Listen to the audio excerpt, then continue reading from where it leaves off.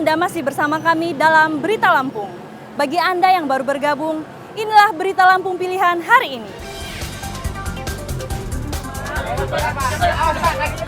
Akibat remblong, truk batu bara menabrak 3 kendaraan di depannya dan 2 teras toko di Bakauheni, Lampung Selatan.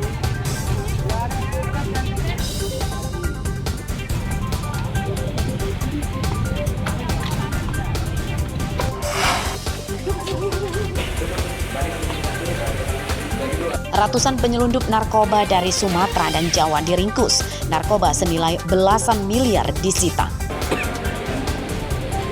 Kenapa?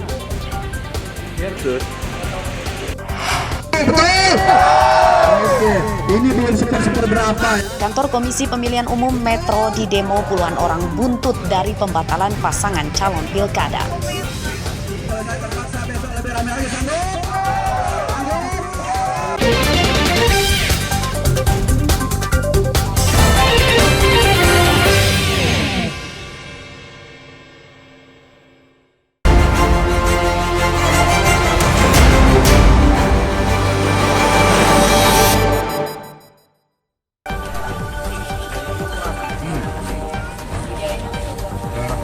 Warga Kelurahan Kota Bumi Udit, Kecamatan Kota Bumi Kota, Lampung Utara, Sabtu pagi digegerkan tewasnya salah satu tetangganya akibat dibunuh.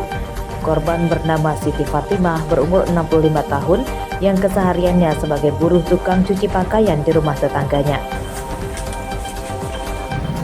Korban tewas akibat menderita luka sayatan di leher, diduga akibat dianiaya menggunakan golok. Menurut polisi dan tetangganya, korban tinggal sendirian di rumahnya. Jenazah korban ditemukan tetangganya saat pagi hari. Pembunuhan korban diduga terjadi saat hari masih gelap atau dini hari dan tidak ada satupun warga yang tahu atau mendengar ada keributan di rumah korban.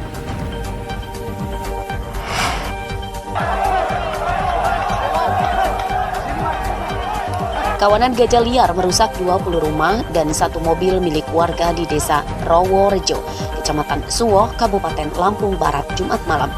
Akibat kejadian tersebut, 5 rumah rusak berat, 15 lainnya rusak ringan. Tidak ada korban jiwa dan luka dalam kejadian tersebut karena warga telah menyelamatkan diri dengan berlari ke arah perkebunan saat mendengar kawanan gajah datang masuk ke desa. Menurut pembina Satwa Gajah Suwoh dan Bandar Negeri Suwoh, Sugeng Hari Kinaryo, saat dihubungi melalui telepon, mengatakan gajah yang menyerang desa Roworejo berjumlah sekitar 18 ekor. Kawanan gajah tersebut berasal dari Taman Nasional Bukit Barisan Selatan atau TNBBS. Penyebab kawanan gajah keluar dari habitatnya masih diselidiki. Warga dan petugas bergotong royong mengusir gajah untuk digiring kembali ke habitatnya. Pengusiran gajah dilakukan dengan cara membunyikan kentongan dan menyalakan mercon.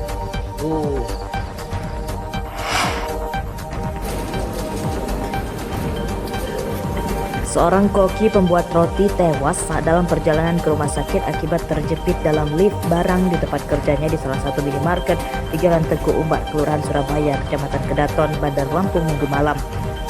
Korban bernama Albizar, pemuda berumur 29 tahun, menderita luka berat di bagian kepalanya. Jenazah korban dimakamkan oleh keluarganya pada Senin pagi di tempat pemakaman umum dekat rumahnya di Jatimulyo, Lampung Selatan. Menurut informasi dari keluarganya, korban tewas saat membawa barang menggunakan lift dari lantai dasar menuju naik ke lantai 3. Kecelakaan kerja korban tersebut baru diketahui teman kerjanya setelah sekitar 20 menit dari korban masuk lift.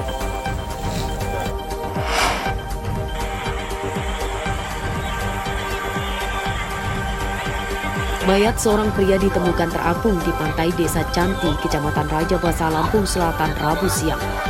Mayat pertama kali ditemukan oleh warga yang akan berangkat melaut dan temuan mayat kemudian dilaporkannya ke pamong desa dan polisi.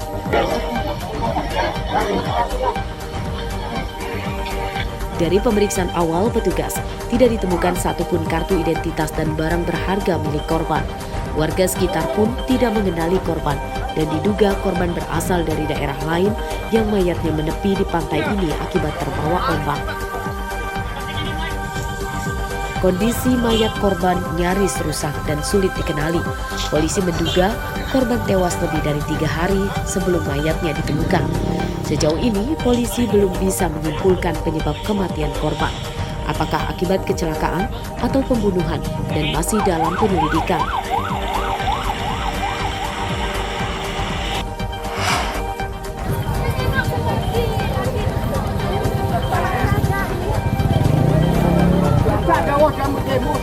Kecelakaan maut terjadi di depan pintu gerbang salah satu perusahaan perkebunan tebu di Menggala, Tulang Bawang, Selasa sore.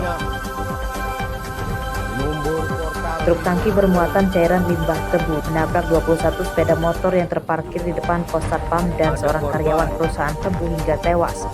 Motor sekitar 5.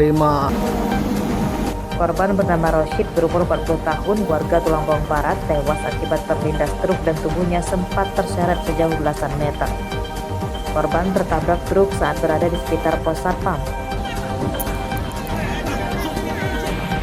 Menurut warga, kecelakaan bermula saat truk akan keluar dari lingkungan perusahaan menuju jalan raya. Pengemudi meloncat dari truk karena kendaraannya mengalami remblong. Truk yang masih berjalan tanpa pengemudi itu kemudian menabrak puluhan motor dan orang yang dilintasinya. Truk akhirnya terhenti setelah terguling akibat terperosok ke galian di pinggir jalan.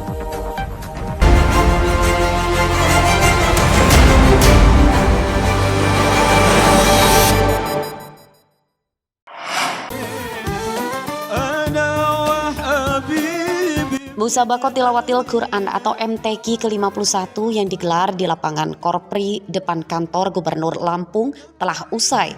Penutupan MTQ telah digelar meriah dengan kegiatan religi serta tarian adat Lampung yang dikreasikan tarian modern.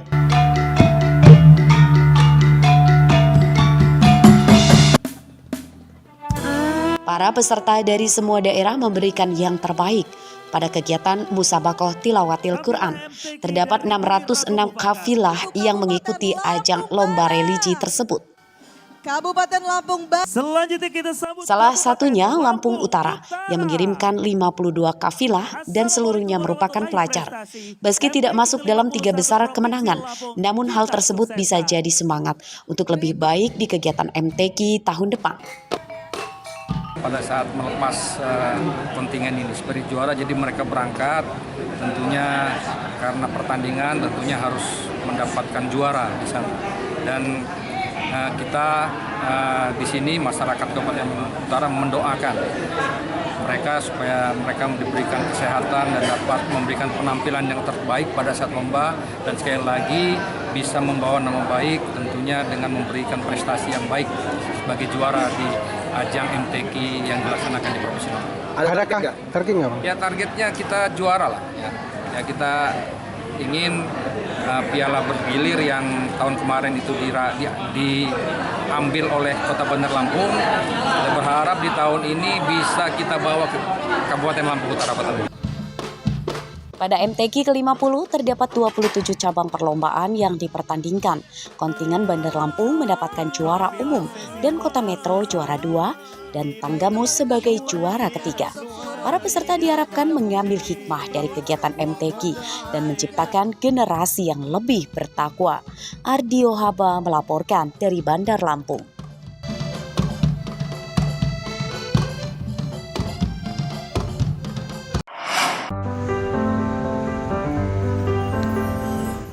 Guna meningkatkan minat baca masyarakat, Perpustakaan Lampung menggelar bazar buku yang sudah dibuka sejak beberapa bulan lalu. Kegiatan ini terbuka untuk umum, sekaligus sebagai upaya menarik minat masyarakat untuk berkunjung ke perpustakaan. Berbagai jenis buku dijual dengan harga bervariasi, mulai dari Rp5 hingga Rp60.000 per buku. Ada buku pelajaran, sejarah, keagamaan, sosial, hingga novel, dan cocok untuk para kolektor buku. Masyarakat bisa memilih sesuai dengan minatnya dan bisa dibaca di tempat.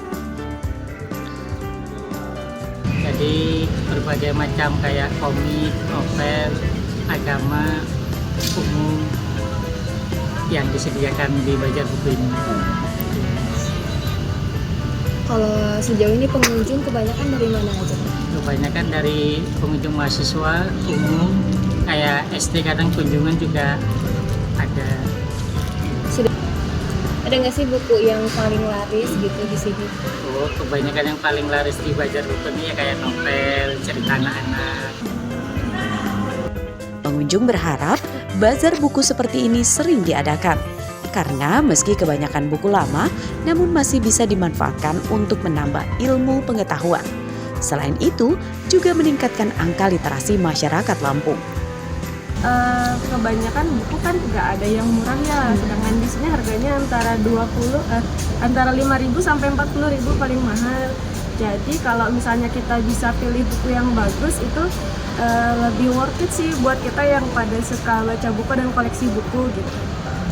Cuman ya itu kita harus pintar-pintar milih bukunya. Kalau kualitas di sini semuanya baik dan masih bagus terjaga. Cuman itu tadi sesuai sama minatnya kita. Kalau misalnya kita beli buku terlalu berat kayak untuk agama yang berat-berat, fikih dan filsafat, sedangkan kita nggak suka, itu nanti ujung-ujungnya cuma jadi numpuk di rumah aja, jadi debu. Jadi lebih baik kalau misalnya mau datang ke bazar, pilih buku yang benar-benar mau kita baca.